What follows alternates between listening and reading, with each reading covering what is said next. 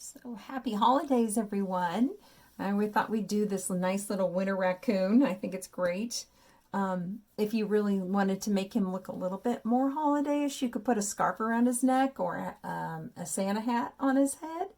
But for now, I'm just going to go ahead and put him in this winter scene. So he's done with a pencil first, then a Sharpie, and I actually used oil pastel here. You could use crayons too. And then I used a Sharpie here and oil pastel. And then the background, I actually did it in watercolor and then put a little bit of white paint over the watercolor to make the little snowballs and the swirls and the snowflakes. But you could do it however you want, okay? You could just do a drawing too. So this is actually a 9 by 12 piece of paper. You could do it on a regular photocopy paper. It's a little bit smaller than this. I just wanted a little more space to put all the details. So a regular, like off your computer printer, you can see is just a teeny bit smaller. So it would work, okay? So let's go ahead and get started. So first, all you need is a pencil with an eraser. And I have to use a Sharpie or you can't see it. So I'm going to go ahead and use a Sharpie, but please use a pencil so you can erase anything you need to. So you're going to start by giving yourself kind of a little guide dot, a little bit close to the edge of the page, but not touching it. This is going to be the corner of his head, kind of the top side. And what you want to do is make sure it's not too lopsided. So you're going to go over to about the middle of the paper. So if you look from here to here and here to here, you're close to the middle. Now, by the way, it doesn't have to be exact. You're just trying not to make this dot a lot lower or higher than this one. Not perfect, but close. You can check with your pencil like this. Put your pencil tip at the top, pinch it. Put your pencil tip at the top, pinch it. And I'm pretty close. And then I want to go almost to the top of the paper. So I'm going to just kind of show where I want to go. Almost to the top. And I'm going to curve down to that dot. By the way, I did rather big dot. I would not do that. That was just so you could see it. So just make yourself a teeny dot. You don't need to do any more than that. So that's the top of his head. And then you want a little bit less of a curve for the bottom of his head. So this is the shape of his head. It's kind of like a football if you've got it right. Now his mouth area that's actually coming towards you is a oval that sits on this bottom line, and you're trying to make it as close to the middle as possible. And then right above this little muzzle part of his face is a nice wide oval nose. And then right underneath it is where you would give him a little smile. And you can decide how much a smile you want to give. Now, what's real important are those black eye sockets. And what you want to do is go ahead and give yourself kind of a little guideline on both sides of his mouth. And then you want the space from here to here to look like it equals from here to here. So if you put another one in, and then you put another one in here, kind of look at it and see if it looks close. You can measure it with your pencil or a ruler if you really want to be precise and check it. Once you think it's really close, the width, so this space looks the same as this, you're ready to do your upside down U. So what I'm going to do is kind of go right next to his mouth, and I'm going to angle up, and right next to his mouth, and I'm going to angle up like this. And so this space is about the same as that space. Then I want the eye spaces to be about the same height. So I'm just going to kind of guess the same height and kind of look at it, see if I'm close. And then I'm going to turn this into an upside down U shape. Making sure it's a little bit wide because I want to give him some nice big eyeballs. So those are the raccoon part. That's the part that's important because it really makes him look like a raccoon. Now I also think he looks really cute with big eyes. So I'm going to do a large circle here about the size of a dime. So large. And then I'm going to do another one on this side. And then be sure to look at them and see if they're close. If mine are off, I'm in trouble because I can't erase. I like a little highlight in his eye. So up in the right-hand corner, I'm just going to put a little circle. Remember, highlights always go on the same side. So if you put them on the left, they go on the left. You put them on the right, they go to the right. So both are the same. Now, if you put a black eye in a black eye socket painting of his face, you'll never see it. So we actually have to give this kind of crescent shape underneath it in white to make his eyes pop. And I'll show you what that looks like so it makes sense to you. See the whites of his eyes? If you can't see them, it's just a big black hole. You're not going to like the way it looks. Okay? So we've got our eye sockets in. The rest we would do with a Sharpie when it comes to all the details in the eye. But what we want to do is the bridge of his nose. So you want to start out with kind of a vertical rectangle shape on both sides of his nose. And then what you're going to do once you get to about where the eyes are, you're going to curve to the right and curve to the left, kind of like a Y. Okay, now this is where one ear goes and this is where the other ear goes. And his ears are a lot like a cat's in that they're a little bit rounded in the triangle. So I'm going to come out like this, curve out, curve out. Now, the hard one is getting this ear to look like this ear. Now let's look at that space, and I'll try to make that about the same. And then I'm going to curve out and curve out. Close? Yeah, a little bit off, but I'm okay. Okay, so that's the basic structure of his head. We also want to put a little acorn in his hand. So we're going to actually put the acorn in first so we don't have to do much erasing. So I'm just going to start with a little stem right underneath his mouth. I skipped a little space. So it's got like a little cylinder here with a curve at the bottom so it looks more like it.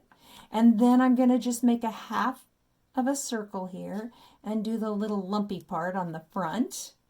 And then almost a V. If it looks a little bit like a strawberry, you got it. Because once you color it, it will look better. Okay? Now, we want his arms to have thickness. So when you're drawing an arm, you want to actually make the arm look a little wider than the body so that it actually looks like it's a cylinder shape and it's a little bit round. So I'm going to start right here on this side and right here on this side. And where I want to end up is right where the acorn is. So I'm going to go to the same spot. So I'm curving to here and I'm curving to here. Okay? Now, what's happening here is this is the outside of the arm. So what I need is the inside of the arm. And this is like where his armpit is. So you're not going to go all the way up. And then this is the inside on the other hand. So his little fingers are right here. And if you want, you could just add some little fingernails, little skinny triangles for his little fingernails there. Okay? Now, this is what I'm talking about, the thickness of his arm. So you don't want his body to be out here. You want to come down just a little bit. And we're just going to kind of let his body run off the page and not show the rest of the body, just in a cylinder type shape. Now, his tail is coming from the back side of here. So it's coming from his bum. So all I want to do is kind of a flat S shape, making sure it fits on the page. And the tail tends to be fat in the middle, narrow here, and pointy here. So I know I want it to be pointy here. I know I want it to be narrow here. But I want this part to be pretty fat. So I'll show you. Wide. And then into the point. You can see how this part's pretty wide. And really, that's the basic structure of him. He's pretty easy from here on out, once you've got this part done. Now, if you had trouble with this, pause the video, catch up before I go to putting all the detail in. Because really, once you've gotten here, the rest is pretty easy. It's more a matter of coloring. So you want to get a black Sharpie or a black crayon now to do the next part. The first is we're going to do his nose, but we want to leave a little shiny spot. So when you fill it in with a Sharpie or a crayon, if you forget, there will be no shiny spot. You can't get it back unless you use paint. Okay, so there's a little shiny spot on his nose up at the top, and you can decide how big it is. Now I want him to look furrier. So what I would do over my pencil line is I was actually going to do a little zigzag. That's why I did a skinny one so that I could cover it up so it looks more like he's furry. I'm just doing a tight zigzag up that line. Okay, now a lot of times in cartoons you see kind of a little funky hairdo up here at the top like that. You can add that or you can leave that out. And then I'm just going to zigzag here and zigzag here. Then I'm going to do the same to his ears. I'm basically going to trace my lines for the most part in a zigzag. The ones I'm not going to trace are the ones in here. So those are the ones I want to really be aware of. So what you're going to do here is you're going to really fill in the eyeball. Now here's where you have to be careful, because once you fill in that white dot, it's gone. So just be careful around it. You can always make it smaller. You can't make it bigger. This picture is so cute, you guys. If you really like the way yours turns out, if you photocopy it and make it into little gift tags, it looks great on presents. It's so cute as a little gift tag. You reduce it on your computer and then print a bunch of them and use them as your gift tags. It also makes a great holiday card. It's one of my favorite pictures that kids do. Last year, we were able to do this lesson before the closure. But unfortunately, we didn't get to print them. We were going to put them on mugs and stuff, but we didn't get that far because we ran out of time with COVID. So hopefully, maybe next year. So anyway, a nice little zigzag on the edge here, over here. Remember, you want him to look like he is a raccoon. So raccoons don't have smooth lines. So this eye would look just like that eye. I'm not going to demonstrate that for the length of the video, so you can pause it if you want to just color it because they're exactly the same. And then you want to go ahead and do a little bit in his ears, like this. And you're going to do the same with all these lines and all these lines too. You can see it here. So the next part of this video, you're going to watch me do some coloring. And if you really want to just fast forward to it, you could. And do it on your own time. That's up to you. But I am going to color it for you. So you just go up and down. And I like this part to be a little bit fatter, because usually the hair that's on a raccoon's tail is a little bit longer than the hair around his face. Or I should say fur, shouldn't I? The fur. Now, this one I really want you to see. A great way to make it look more like fur is a zigzag. So when you put this in, do a tight zigzag for his stripes. I could tell that this Sharpie is kind of having better days. I'm going to try another one. Yeah, a little better. So I'm just kind of doing the big, broad, gosh, I think I need some more Sharpies. Oh my goodness. How many can I go through in one lesson? Oh, there we go. Okay. Skip a space. Nice, wide, tight zigzags. For his nice, wide stripes. Now, when I got to the oil pastel, I actually added the gray in with the black. And I added a little fur around here. See, I traced his hands, traced the acorn. Pretty simple. Not that hard of a lesson and really effective in cuteness. So I hope you guys enjoyed this one. You're welcome to turn this video off at any time if you think you know what you're doing, because it's basically coloring at this point. But I will go ahead and finish mine. I am not going to watercolor it. I'm just going to do the Sharpie part, because I do think this is a cute lesson without color. And if you don't have all the supplies, if you just had a black crayon, you could do this whole lesson. You really don't have to have everything. I don't want to do a bunch of lessons that you don't have the supplies for. I think that's kind of frustrating. You might want to fatten up this line so it's a little more dominant. Yeah. So you're going to see a huge difference when I put in the second eye. Another thing that you might think about putting in is eyebrows or eyelashes, just to give him a little more personality.